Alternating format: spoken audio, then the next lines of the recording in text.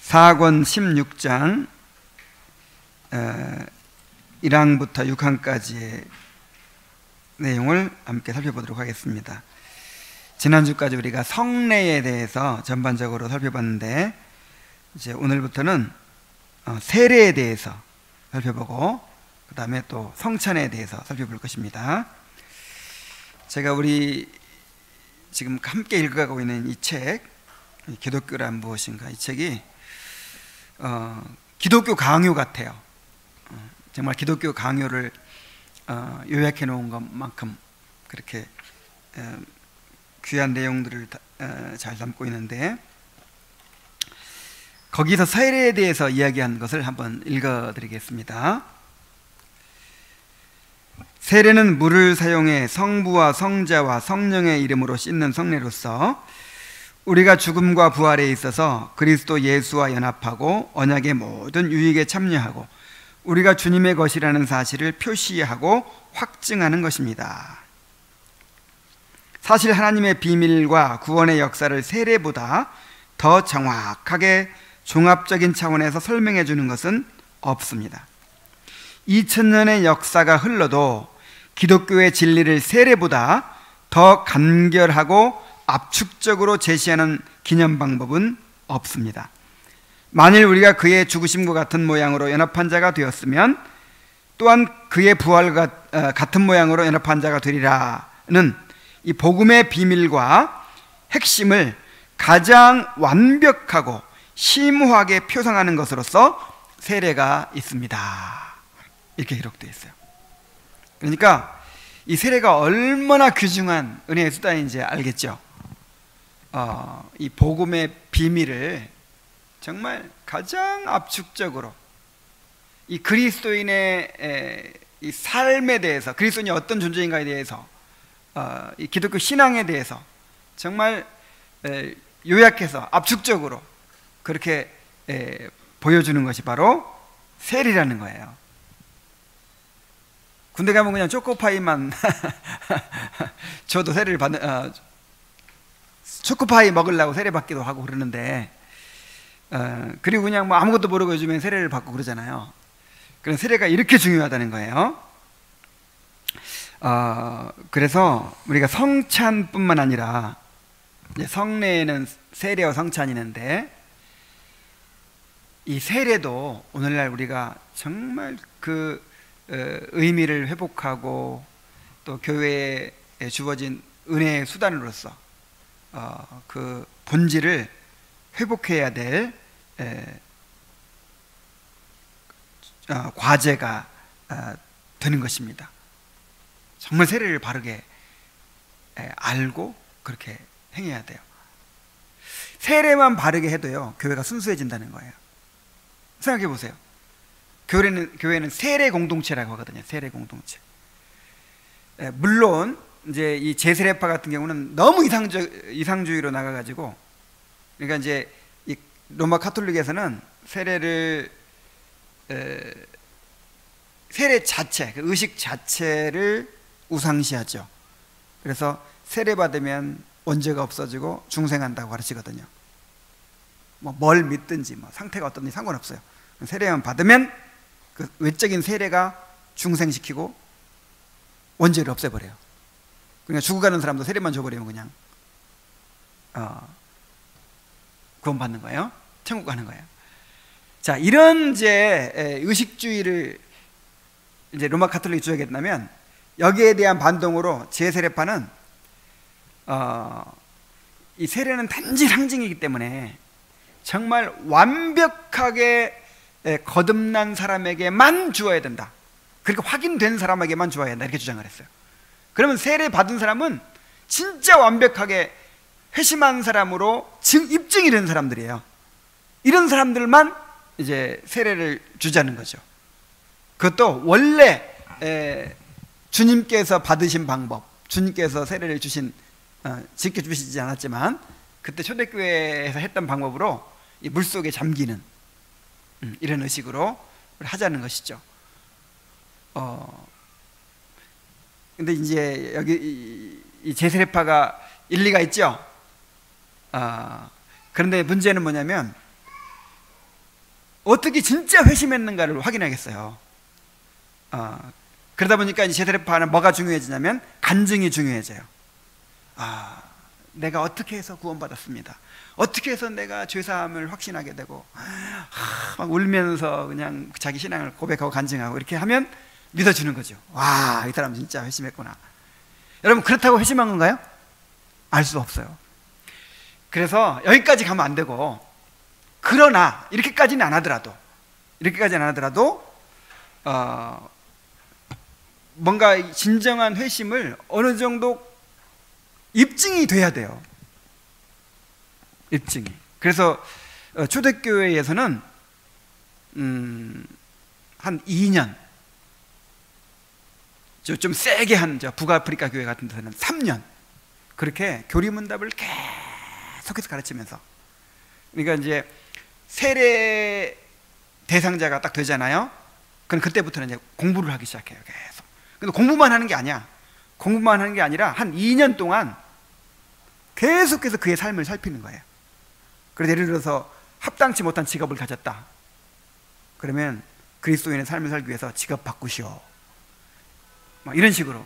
그 다음에 무슨 죄가 있으면 그 죄를 버리시오. 그래가지고 실제로 삶 가운데서 회심의 증거가 있는지를 보는 거예요. 그래가지고 이제 세례를 주는 거죠. 그러니까 아무나 세례를 안 주는 거예요. 그러니까 교회가 순수해지겠죠.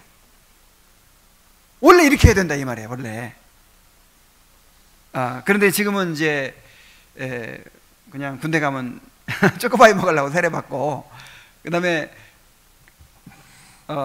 이렇게 예수님 영접하기를 원합니까? 영접하기 원하는 분들은 다 일어서십시오. 다 일어서면 따라하십시오. 그래서 이제 영접기도 시켜가지고 영접기도 하면 세례 주고 막 이런 식으로 하다 보니까 이제 회심하지 않은 사람의 비율이 너무 높아지는 거죠. 그렇게 막 철저하게 가르쳐서 해도 가라지가 있다는 거예요. 가라지가. 그런데 그런 것이 없이 그냥 무조건 받아들이니까 어떻게 되겠어요? 거기 교회 공동체가. 그래가지고 회심하지 않은 사람이 세례 받아서 회원이 되고, 회심하지 않은 사람이 집사가 되고, 또 장로가 되고, 그런 사람이 또 필 받으면 신학교 가서 목사 되고. 자, 그렇게 해서 교회가 정말 회심하지 않은 사람들이 이제 교회를 운영하는 거예요. 그러면 어떻게 운영하겠어요? 세상의 방식으로 운영하고 그렇게 되겠죠. 이게 교회의 타락의 원인이에요. 그래서 이 성례만 잘 바로 세워도, 이 세례만 바르게 행해도 교회가 정말 순수해질 수 있겠죠. 그래서 정말 우리가 세례가 무엇인지를 바로 알고 세례를 바르게 행해야 될 줄로 믿습니다. 자, 그래서 이제 한 3주간 동안 세례가 무엇인지에 대해서 배우는데, 자, 오늘은 세례의 목적과 세례를 통하여 얻는 3가지 도움에 대해서 살펴보도록 하겠습니다. 자, 먼저 세례의 목적을 보겠습니다. 세례는 입문의 표시인데, 우리는 그리스도 안에 접붙임을 받아 하나님의 자녀의 일원으로 인정받기 위해 이 세례를 통해서 그리스도의 회에 받아들여진다 그랬어요. 세례는 무슨 표시라고요? 입문의 표시. 그러니까 내가 이 공동체의 공동체라는 말보다 이 교회의 회원이 된다라고 하는 표시예요. 그리고 세례를 약화시키면 이 회가 어떻게 됐어요? 이 교회가 어떻게 되겠어요? 교회가 이제 완전히 망가지겠죠. 세례는 첫째로 하나님을 믿는 우리의 믿음을 돕기 위한 것이며, 둘째로 사람들 앞에서 행하는 우리의 고백을 돕기 위한 것이다. 그래서 지난번에 성례를 2가지로 딱 요약할 때, 한 가지는 하나님 편에서 약속을 보증하는 거라고 그랬죠. 약속을 주시고 그 약속을 보증하고 인치는 거라고 그랬죠. 그 다음에 우리 편에서는 그것을 믿고 하나님께 대한 헌신을 서약하는 거라고요. 성례가. 그래서 여기서도 세례를 그렇게 두 가지로 딱 이제 요약을 하고 있는 거예요. 그래서 첫째로는 하나님을 믿는 우리의 믿음을 돕기 위한 것이다. 그러니까 세례를 받으면 이제 내가 죄 씻음 받았다는 것, 그 다음에 내가 그리스도 안에서 죽고 또 살았다는 것, 또 내가 그리스도와 온전히 연합했다는 것을 이제 보증해 주는 거예요. 인쳐 주는 거예요. 확인해 주는 거예요. 그 다음에 또 세례를 받음으로 우리가 사람들 앞에서 이제 우리 신앙을 고백하는 것이죠. 나는 그리스도와 연합된 사람입니다. 나는 이제 그리스도를 위해 살겠습니다 하고 일종의 서약이에요. 서약. 그러니까 이 세례를 어떤 식으로 생각하면 되냐면 일종의 결혼식? 영적 결혼식이라고 생각합니다. 영적 결혼식. 그 주님과 연합되었음을 이제 하나님께서 나한테 표시해 주시는 것이고 내가 또 고백하는 것이죠. 이게 정말 중요한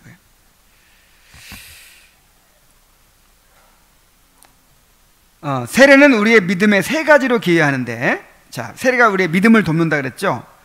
근데 세 가지로 돕는다는 거예요. 첫째는 우리가 깨끗이 씻음받은 사실의 보증이다 그랬어요. 둘째는 우리가 그리스도 안에서 죽고 새 생명을 얻음의 증거다 그랬어요. 셋째는 우리가 그리스도와 하나 된 증거이다 그랬어요. 자, 그러므로 세례를 단지 우리의 신앙을 고백하는 하나의 증표에 불과하다고 생각하는 것은 잘못이다. 그냥 단순한 어떤 상징에 불과하다고 생각한다든지,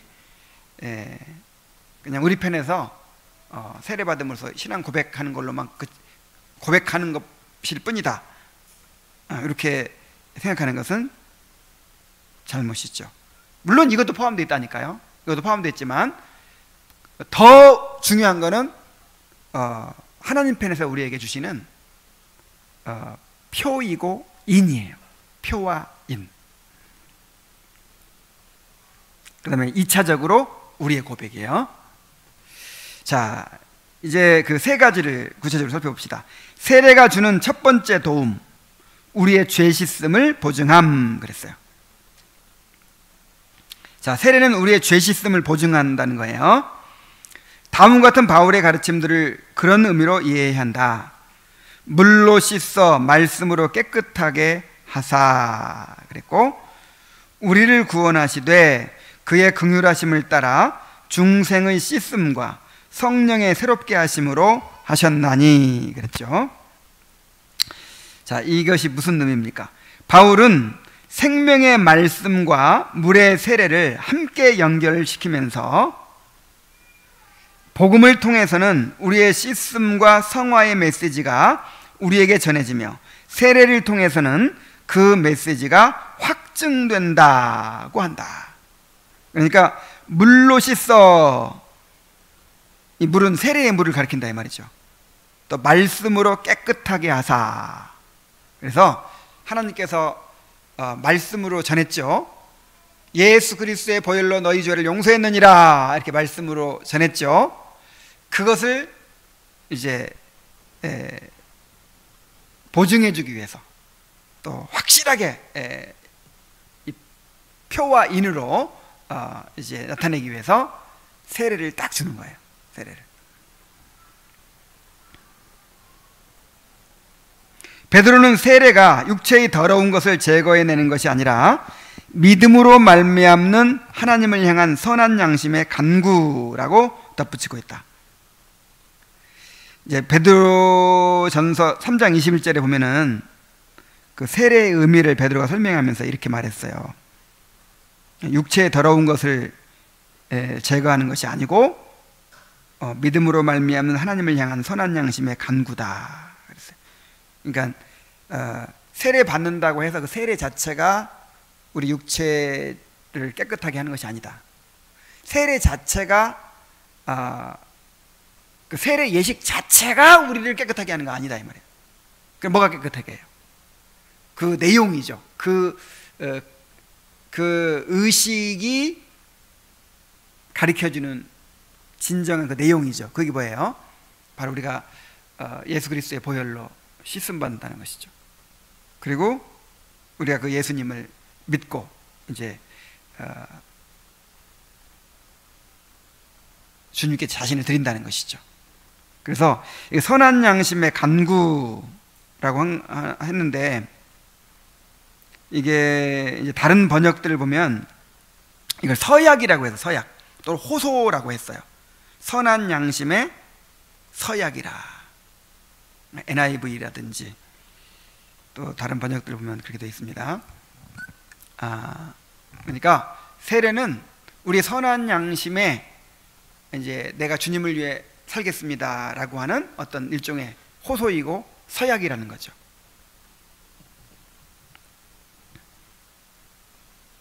여기서 말하는 것은 내적인 것이 중요한 것이지, 외적으로 이 물만 찍어버린다고, 물속에 잠기기만 한다고 그게 죄를 씻는 게 아니다. 지금 베드로 말은 그거예요.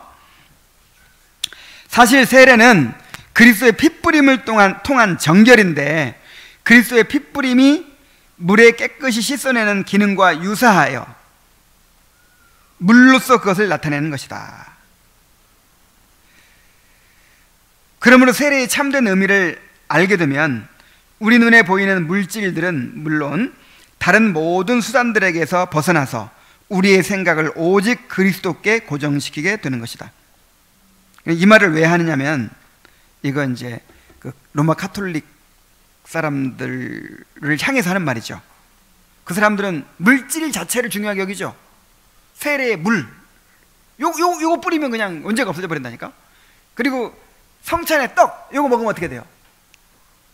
예수님과 연합을, 그 예수님이야, 예수님 몸이야. 그래가지고 예수님과 연합이 돼가지고 그 예수님이 다시 한번 제물로 드려져 가지고 죄가 용서돼 버리는 거예요 또. 그런데 이제 그 물질 자체, 물이나 떡이나 이 물질 자체가 중요한 것이 아니라 결국 그리스도를 나타낸다는 것이 중요하다는 것이죠. 그래서 그 물을 보면서 뭘 생각해야 돼요? 그리스도의 보혈, 그리스도. 떡을 보면서 뭘 생각해야 돼요? 그리스도. 그리스도께 생각을 집중해야지. 그리스도께 그 물질에 집착해서는 안 된다는 것이죠. 자, 3항을 봅니다. 세례는 전생애를 씻음 받는 표다 그랬어요. 구약의 그 정결 예식에 보면은 이 피를 뿌리는 그 정결 예식이 있죠. 피를 뿌려요. 이렇게 제단에도 뿌리고 뭐 피를 뿌려서 정결케 해요. 또 제사장들 성별할 때 피를 막 귀에다 바르고 막 그러죠. 그게 뭐냐면 이제 그리스도의 보혈로 우리가 씻음 받는 걸 나타내는 것이거든요. 그런 것처럼 이렇게 물을 뿌리는 것은 그리스도의 보혈로 씻는다는 뜻입니다. 그리스도의 보혈로 씻는다, 그런 뜻이에요. 그래서 피와 비슷한 이제 물로 그렇게 세례를 행하는 것이죠. 그러나 우리가 세례를 과거에 받았으니 세례를 받은 후에 새로이 범한 죄에 대해서는 다른 성례를 통해서 그것을 속할 어떤 새로운 방도를 찾아야 하는 것이라는 식으로 생각해서는 안 된다. 자, 누가 이렇게 주장하죠? 로마 카톨릭에서 그렇게 주장하죠. 세례를 받으면 원죄가 없어지고 그때까지의 죄는 없어지는 거예요. 근데 이제 그 다음에 또 죄를 지면 어떻게 돼요? 그 또 죄인이 돼. 그러면 그 다음 성례로 또 성찬이라든지 카톨릭에는 7성례가 있죠. 그 7성례를 통해서 뭐 고해성사도 있고 뭐 뭐 종부 상사도 있고 무슨 뭐 임종 상사도 있고 무슨 정유 상사도 있고 별별 상사 7가지 상사가 있어요. 그런 성례를 통해서 계속 죄를 씻어가야 돼요. 그래서 어떤 사람들은 임종이 임박할 때까지 세례를 미뤄요. 콘스탄틴 황제도 그랬어요. 죽을 때까지 미뤘어요. 왜냐하면 세례를 받을 때 그 순간 죽어버리면 그냥 천국 가는데, 세례 받고 나서 살아있으면 계속 죄를 지을 거 아니에요. 그러다 갑자기 뭐 죽는다든지 예수님 오시면 어떻게 해요? 그러니까 세례를 계속 미루는 거야. 그래가지고 죽기 직전에 딱 받아. 그리고 그러면 이제 죄 없이 천국 갈 수 있잖아요. 이게 무슨 생각 때문에 그러냐면, 세례는 그때까지만의 죄를 용서받는 거야. 그때까지만의 죄를. 그런데 우리가 세례를 받을 때는 어디서부터 어디까지의 죄를 용서받는 것을 나타내는 거예요? 모든 죄, 일생의 모든 죄. 일생의 모든 죄를 단 한 번에 그리스도께서 한 번의 제사로 용서하셨잖아요. 영원히 사하셨잖아요. 요걸 나타내는 게 세례란 말이에요. 그래서 우리가 반드시 명심해야 할 것은, 언제 세례를 받든지 우리의 온 생애 전체가 단번에 깨끗이 씻음을 받고 정결케 된다는 사실이다. 그렇죠. 그러므로 넘어질 때마다 우리는 우리의 세례에 대한 기억을 떠올리고 그것으로 우리의 생각을 든든히 하며 언제나 죄사함을 확신하여야 하는 것이다. 그러니까 세례가 우리가 처음에 예수 믿고 이 교회에 회원이 될 때만 필요한 게 아니라 두고두고 우리가 이 세례의 유익을 얻는 거예요. 그러니까 우리가 넘어질 때마다, 죄를 지을 때마다 주님께서 주신 그 표가 있죠. 세례. 맞아, 나 세례를 받았지. 이 말은 무슨 말이에요? 내 죄 용서를 받았지. 이렇게 기억하라는 거예요. 떠올리라는 거예요.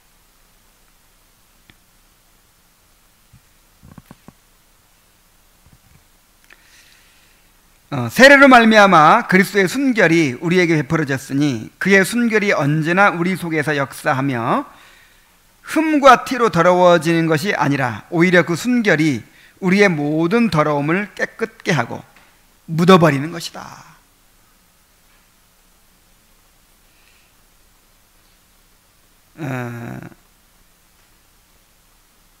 세례는 그리스도의 그 속죄의 이제 유익을, 그 속죄 사역의 유익을 우리가 받아들이는 것을 말하는 것인데, 그래서 세례 받았다는 사람은, 받았다고 하는 것은 일생의 모든 죄가 다 용서받았다는 뜻이잖아요. 여러분, 믿음으로 세례 받았으면 그렇다면 이 말이죠. 정말 예수 그리스도께서 우리의 모든 죄를 사하여 주신 것을 믿고 세례 받았죠. 그러면 세례 받았으면 이제는 우리 일생의 죄가 다 용서된 거예요.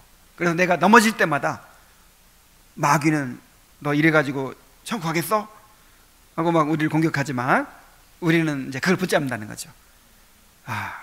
그리스도의 보혈의 공로를 붙잡고 죄사함을 다시 확신해야 된다는 것이죠.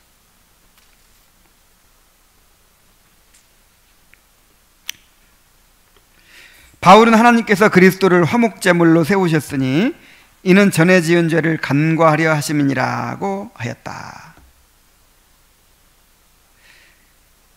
그러나 그렇다고 해서 미래의 죄를 지어도 괜찮다는 생각을 해서는 안 된다. 이런 가르침은 그런 뻔뻔스러운 생각을 갖도록 하기 위한 것이 아니요, 자기들의 죄에 지치고 눌려서 탄식하는 죄인들을 위로하고 용기를 주어서 혼란과 절망 가운데 빠지지 않도록 하기 위한 것일 뿐이다. 자, 또 계속 읽을게요. 그는 아버지께서 그리스도를 오직 가련한 죄인들에게만, 즉 양심의 상처가 생겨져서 괴로워하며 탄식하며 의원을 찾고 있는 자들에게만 보내셨음을 시사하는 것이다. 자신이 무사하다는 것을 계산하여 죄지을 기회를 노리는 방종한 자들은 하나님의 진노와 심판을 촉발시킬 뿐인 것이다. 자, 이게 무슨 얘기인지 아시겠죠? 그러니까 세례는 이 죄 씻음의 표죠. 그래서 세례 받았다는 것은 일생의 모든 죄를 용서받았다는 것이죠. 그래서 우리가 넘어질 때마다 또 죄에 빠질 때마다 이제 그 세례를 기억하고 주님의 죄 사함의 은혜를 기억하고 위로를 받고 다시 이제 확신을 가지는 거예요. 너무 좋은 것이죠. 그런데 이런 사람들도 있단 말이에요. 일생의 모든 죄 용서받았잖아. 그러니까 죄 지어도 괜찮아. 그러면서 이거를 악용하는 사람들이 있을 거 아니에요. 구원의 확신이라는 걸 악용하고 또 죄 사함의 은혜를 악용하는 사람들이 있잖아요. 괜찮아, 다 일생에 다 죄를 용서해 주셨는데. 그러면서 이런 사람들한테는 이게 해당이 안 된다 이 말이에요. 이 사람들은 구원 받은 사람이 안 받은 사람이에요. 안 받은 사람이에요. 이 구원 받은 사람은 이제 이 양심에 찔리고 고통을 받는다는 말이에요. 죄 때문에. 그래가지고 다시 이 다윗처럼 그냥 여름가물에 마름같이 돼 영혼이 그냥 불행해져 버려요. 그냥 너무 고통스러워요. 하나님의 임재를 잃어버리고 성령의 충만함을 잃어버리고 구원의 즐거움을 잃어버리고 자원하는 심령을 잃어버리고 너무 괴로워요. 그래서 정말 주님 앞에 나와서 회개하고 다시 정말 그 주님과의 교제를 회복하고자 하고, 자, 이런 사람들한테 이런 이제 위로가 필요한 것이죠.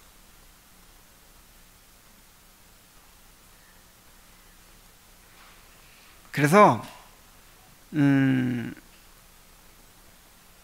이 구원파처럼 자신이 무사하다는 것을 계산하여 죄 지을 기회를 노리는 방종한 자들, 이런 사람들한테는요 이게 해당 안 돼요. 무서운 심판만이 있는 것입니다. 왜냐하면 그런 사람들은 구원받지 않은 사람인 것이 분명해요.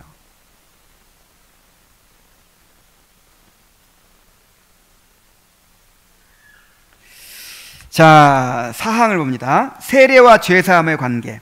또 하나의 생각이 널리 받아들여지고 있는데, 그것은 바로 처음 중상할 때에는 오직 세례를 통해서 죄사함 받고, 세례를 받은 후에는 회개와 열쇠를 통하여 죄사함을 받는다는 것이다. 이러한 오류는 고해성사라는 거짓 성례의 기원이 되는데, 그릇된 생각을 갖고서 겉모양의 것들에 무분별하게 집착하는 사람들이 하나님의 순전한 교훈에 만족하지 못하고 자기들 스스로 새로운 것들을 고안해내어 그것으로 도움을 받으려 하는 것이다. 세례 그 자체가 바로 고해성사인 것을 깨닫지 못하고 말이다. 자, 이게 무슨 얘기냐면, 이것도 로마 카톨릭의 이제 문제점을 얘기하는 것이죠. 그래서 처음 중생할 때는 세례를 통해서 죄사함을 받는데, 세례를 받은 후에는 그 다음에 이제 회개해야 된다는 거죠. 회개를 통해서 그 다음에 회개하면 누가 용서해 주냐면 열쇠가 누구한테 주어져 있어요? 교회에 주어졌잖아요. 교회가 이제 죄를 사해 줘야 된다는 것이죠. 거기서 고해성사가 나왔어요.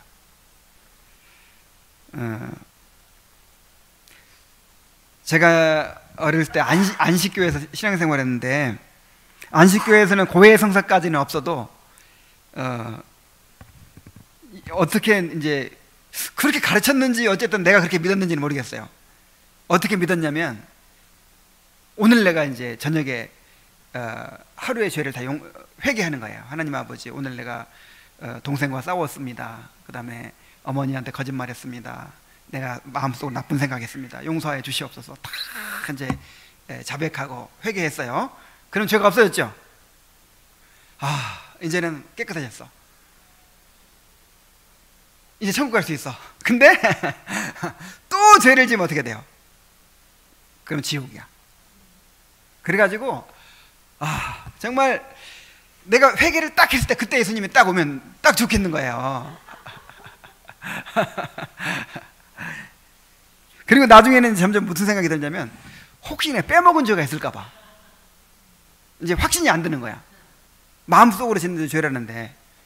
그래서 얼마나 참 그 회개 기도를 많이 하고 막 그랬는지 몰라요. 근데 이제 로마 가톨릭에서는 여기에 이제 고해성사라는 교리를 만들어 가지고 끊임없이 죄를 다 고해해야 돼요. 그래서 교회의 권세로 너의 죄 사함을 받았느니라 이런 선언을 해야 이제 죄가 없어지는 거예요. 그러면 이제 고해를 안 하고 있으면 어떻게 돼요? 고해 안 하고 있다가 죽으면 지옥 가는 거죠. 거기에 대해서 뭐라고 얘기하냐면, 죄인은 교회의 복음을 전파하는 사역을 통해서 죄사함을 받는데 그 복음 전파의 내용은 무엇인가? 곧 우리가 그리스도의 피로 말미암아 우리 죄를 깨끗이 씻었다는 것이다. 그러면 세례가 아니면 무엇이 그 씻음의 증거라는 말인가? 그러니까 세례가 우리의 모든 죄를 씻었다는 표인데 그 세례를 붙잡으면 되는데 무슨 또 다른 고해성사가 필요하냐 이 말이야.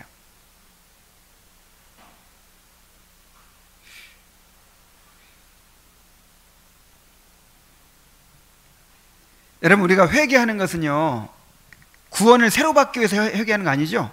이미 구원을 받았어요. 이미 구원 받아서 하나님의 아들이 됐어요. 이제 아들로서 하나님과의 관계를 회복하기 위해서, 용서받고 회복하기 위해서 이렇게 하는 것이지, 구원을 잃어버렸기 때문에 다시 회복하기 위해서 뭐 회개하는 게 아니잖아요. 구원받은 자로서 회개하는 것이죠. 근데 이제 가톨릭에서는 계속 구원이 불안한 거예요. 이렇게 계속. 자, 그러므로 모든 경건한 사람들은 의심의 여지 없이 평생토록 자기들의 잘못을 의식하며 괴로움을 받을 때마다 그들의 세례를 다시 떠올림으로써 그리스도의 피로 말미암아 그들에게 이루어진 유일하고도 영구한 씻음에 대한 믿음을 확증할 수가 있는 것이다. 그러니까 이 죄 짓고 정말 정죄감을 막 느끼고 막 양심의 찔림을 받고 괴로워할 때 뭘 이렇게 떠올리라고요? 세례 받은 거. 세례 받은 걸 떠올리면서, 맞아, 하나님께서 내 죄 씻음의 증거를 주셨지. 그런데 세례를 하도 엉터리로 받으니까 이런 게 안 되는 거예요. 이런 게 아무것도 모르고 받았거든. 그럼 나중에야 그 세례가 뭔지를 알고 막 이러잖아요. 그러니까 세례를 제대로 행해야 되겠죠. 근데 좀 이렇게 뭘 모르고 받았어도, 세례 받은 다음에 회심했어도 세례는 유효합니다. 이 제세례파는 무효라고 그랬어요. 무효. 그래서 그 세례 다시 받아야 한다고. 이 제세례파는 이상주의라고 그랬죠. 그래서 우리는 최선을 다해서 정말 회심한 사람한테 회심의 증거가 있는 사람한테 세례를 주려고 노력하지만, 그러나 그 100%가 아니라는 걸 우리는 받아들여야 돼요. 왜냐하면 주님께서 그렇게 말씀하셨으니까. 이 유형교회를 완전한 교회로 만들려고 하는 것 자체가 교만이고, 오히려 이게 잘못 나가는 거라니까요. 이게 오히려 잘못돼 버려요. 그러나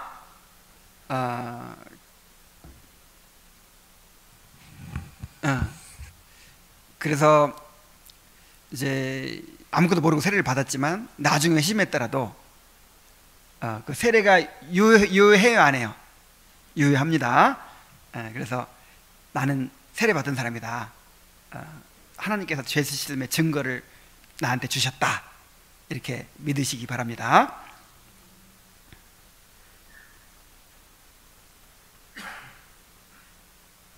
자, 5번 봅시다. 5항. 세례가 주는 두 번째 도움.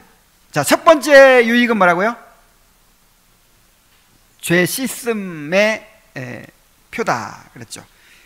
보증이다. 죄 씻음의 보증이다. 두 번째는, 세례가 주는 두 번째 도움은 그리스도 안에서 죽고 새 생명을 얻은 표징이다 그랬어요. 세례가 가져다 주는 또 다른 유익은 그리스도 안에서 우리가 죽고 그리스도 안에서 새 생명을 얻는다는 것을 보여준다는 것이다. 자, 우리가 그의 죽으심과 합하여 세례를 받음으로 그와 함께 장사되었나니 이는 우리로 또한 새 생명 가운데서 행하게 하려 함이라. 로마서 6장 4절에 이렇게 말씀했죠. 이 말씀을 통하여 사도는 그리스도를 따르라고 권한다. 그의 말은 곧 세례를 통하여 우리가 그리스도의 죽으심을 본받아 우리의 정욕에 대하여 죽고 그의 부활을 본받아 의에 대하여 일깨움을 받으라고 권면을 받는다는 것이다. 그러니까 우리가 세례 받았다는 것은 그리스도와 함께 죽고 그리스도와 함께 살았다는 것이고, 또 계속 그런 삶을 살아야 된다는 것을 우리에게 권면해 주는 거란 말이에요. 뿐만 아니라 그는 한층 더 높은 것을 붙잡는다. 곧 세례를 통하여 그리스도께서 우리를 그의 죽음에 동참하는 자로 만드셔서 우리로 하여금 그 죽음의 접붙임을 받게 하신다는 것이다.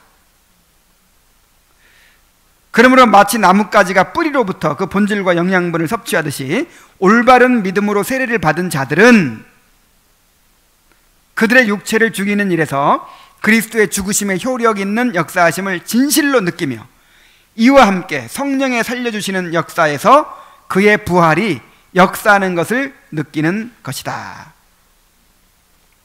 그래서 바울은 우리가 그리스도인들이라면 우리는 반드시 죄에 대하여 죽고 의에 대하여 산 자로 여겨야 한다고 권면한다.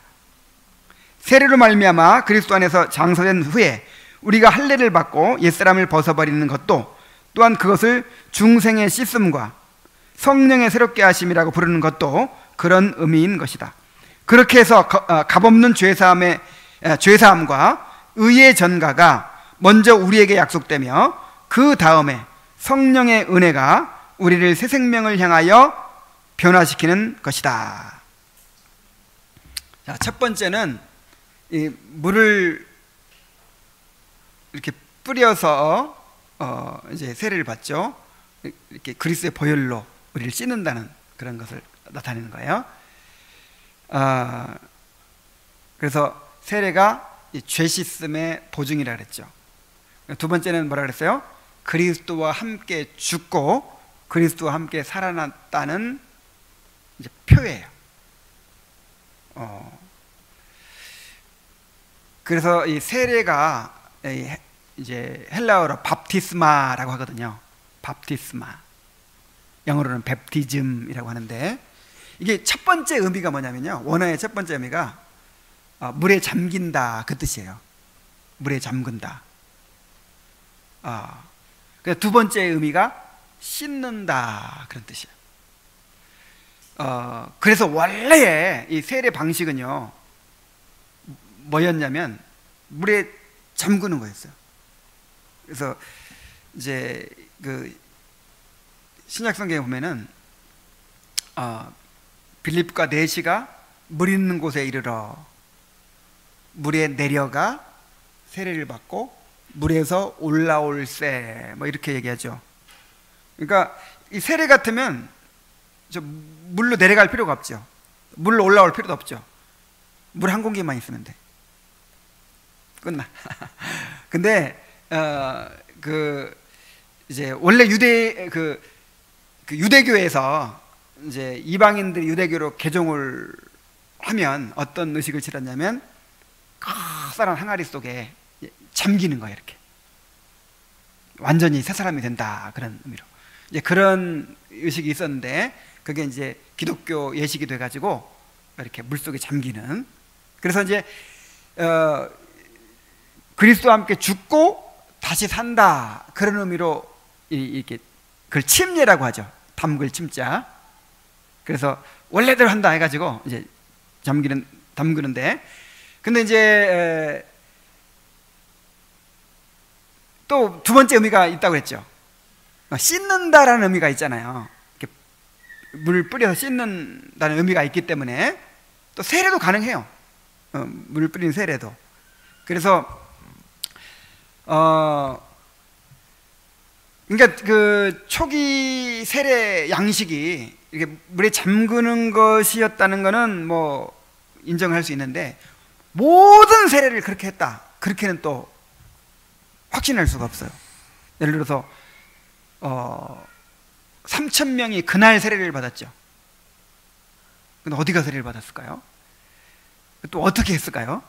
그리고 이제 그 디다케라든지 그 초기 1세기 문서 같은 것을 보면은 병자들에게 세례를 줄 때 머리에 물을 부으라, 이렇게 병자를 데리고 가서 물속에 잠궈버리면 어떻게 돼요? 그냥 세례받다 죽어버리면. 그러니까 물을 이렇게 가져다가 방에서 이렇게 머리에 부으라, 이런 이제 내용도 있고 하거든요. 그래서 이 침례교회에서 주장하는 것처럼 침례라는 방식이 우리가 틀렸다고 하면 안 돼요. 그런 방식이 그 초기에 행해졌을 거라는 것을 인정할 수 있어요. 그러나 모든 그 세례의 방식이 다 침례로만 해야 되고, 침례 아니면 이건 뭐 가짜다, 이렇게 주장하는 것은 잘못된 거라 이 말이죠. 성찬도 마찬가지죠. 예수님께서 처음에 드셨을 때는 어떻게 드셨을까요? 무교병 가지고, 유대인들이 사용하는 무교병 가지고 그렇게 식사처럼 떼어서 먹어야 그게 진짜 성찬이잖아요. 근데 지금은 어떻게 해요? 많이 주니까 불만이야. 목사님 조금만 주세요. 이건 진짜 잘못된 거 아니에요? 근데 이런 그 어떤 물질이나 의식 자체가 중요한 게 아니고 그것이 나타내는 의미가 더 중요하잖아요. 성찬도 그렇듯이 이 포도주도 포도즙으로 하기도 하고, 아니면 진짜 알코올 들어있는 포도주로 하기도 하고, 우리처럼 섞어서 하기도 하고, 이거 뭐 크게 이 양식 자체 가지고 그냥 목숨 걸 일은 없다 이 말이에요. 그래서 이제 우리가 이해하는 바로는 초기에 그 침례 그 밥티스마라는 단어의 첫 번째 의미를 강조해 가지고 예수님과 함께 죽고 살아난다, 이 의미를 강조하기 위해서는 잠기는 게 더 진짜 좋아요. 물속에 그냥 푹 담궜다가 수장시키는 거거든요. 담궜다가 그리스도와 함께 죽고 그러면서 이제 이렇게 물속에 집어넣거든요. 그리스도와 함께 살았다 하면서 이제 이렇게 올리는데, 이게 참 의미가 있어요. 그래서 기회가 있으면 여름에 같으면 이제 그렇게 한번 해보고 싶어요. 그러니까 그것만 옳다고 주장해서는 안 되지만 뭐 이렇게도 하고 저렇게도 할 수 있는 거죠. 근데 겨울에 춥고 막 그런데 꼭 그걸 주장해가지고 그렇게 할 필요는 없단 말이에요. 그리고 침례교인들은요 무서워요. 그 시베리아의 불꽃 이런 데 보면 영하 20도 40도 막 내려가는데 얼음이 이렇게 막 얼거든요. 그것도 공개적으로 하면 다 잡혀가니까 한밤중에 그 호수로 나가가지고 톱으로 막 얼음을 잘라내요. 그런 다음에 그 물속에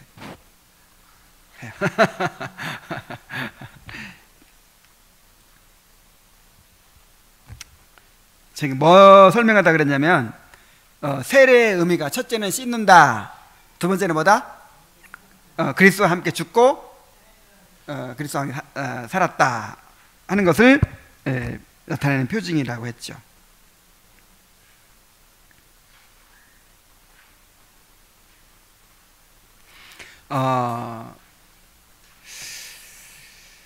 그래서 여러분, 이제 우리가 구원받는다는 것은 그리스도의 죽음에 연합해서 우리 옛사람이 죽는 것이고요, 그 다음에 그리스도의 부활에 연합하여 새 생명으로 살아나는 걸 말하죠.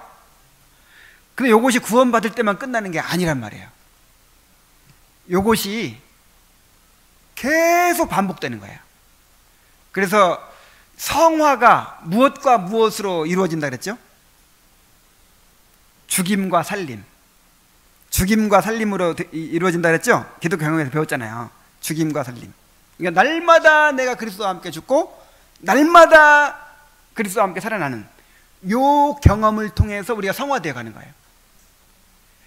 그러니까 여러분, 우리 성화가요 뭐 하루에 화를 한 번씩 내는데 이틀에 한 번으로 줄이고, 그다음 일주일에 한 번으로 줄이고, 막 허벅지를 송곳으로 찔러가면서 막 이를 악물고 막 자기를 막 절제하고 막 이래가지고 점점 수양이 되고 점점 이렇게 착해지고, 요게 성화가 아니에요.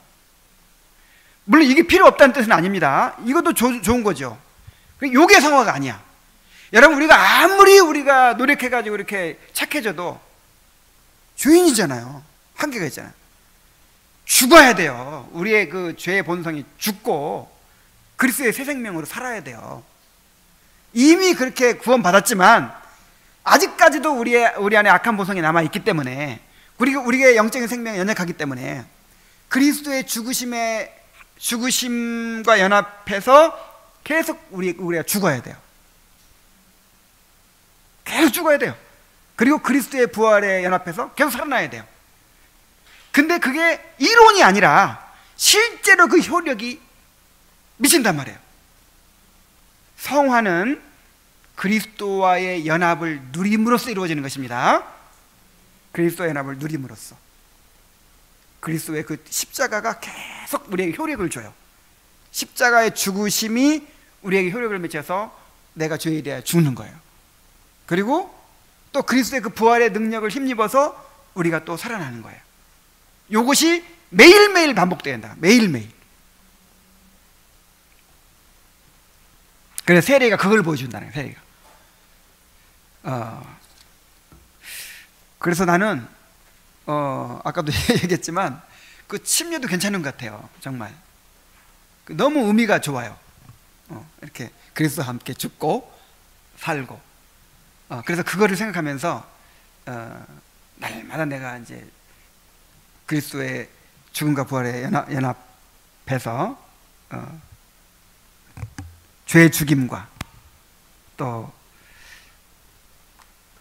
죄 죽임을 실천하고 또 은혜를 살리는 일을 하는 것이죠. 생명을 살리는 일을 하는 것이죠. 자, 6번 마지막으로 보겠습니다. 세례가 주는 세 번째 도움은 뭐냐면 그리스도와의 연합을 보증하는 거예요. 여기서 말하는 연합은 뭐냐면, 이제 읽어볼게요.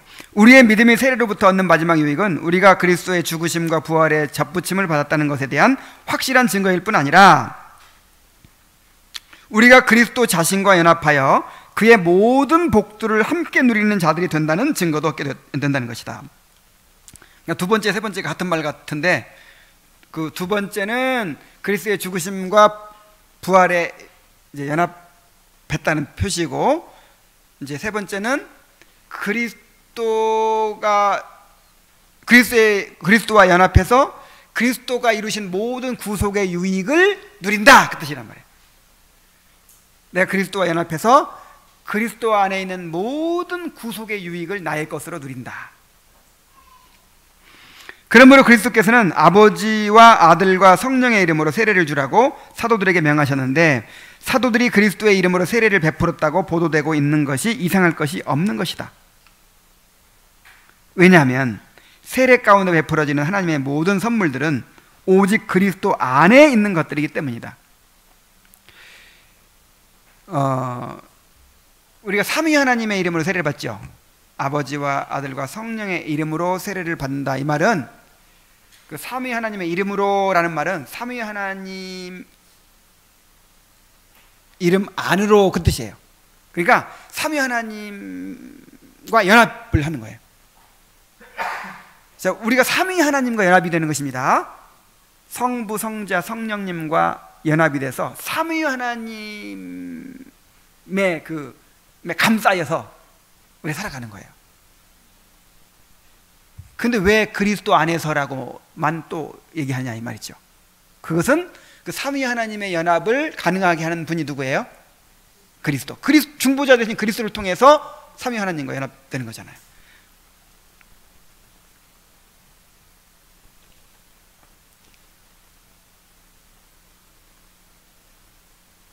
그리스도께서는 친히 자기 몸으로 세례를 거룩하게 행하셔서 우리와 한 가지로 세례를 공유하심으로써 그가 친히 자기를 낮추셔서 이루게 하신 그 연합과 교제의 든든한 끈으로 삼고자 하신 것이다. 예수님은 세례를 받을 필요가 없는데 일부러 세례를 받으셨죠. 같이 하나가 되기 위해서였다는 거예요. 그리하여 세례의 성취가 그리스도 안에 있으며 그렇기 때문에 그리스도를 가리켜 세례의 목표라고 부르는 것이다. 너무 멋있는 말이에요. 그리스도가 세례의 목표입니다. 세례를 왜 받아요? 그리스도 안에 들어가기 위해서 받는 거지. 그리스도와 연합하기 위해 받는. 그래서 그리스도와의 결혼식이에요, 세례가. 그리스도와 연합하는 거예요.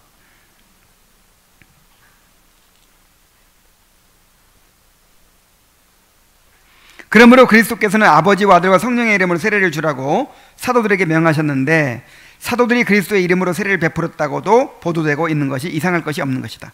왜냐하면 세례 가운데 베풀어지는 하나님의 모든 선물들은 오직 그리스도 안에 있는 것들이기 때문이다.